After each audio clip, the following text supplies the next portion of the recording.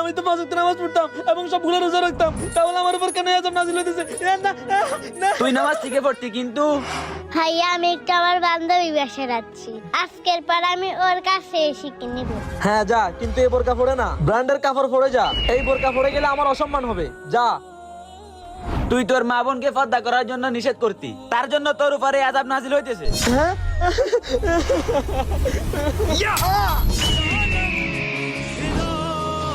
দাঁড়া বোন, বোন এই বোরকা পরে তারপর যা।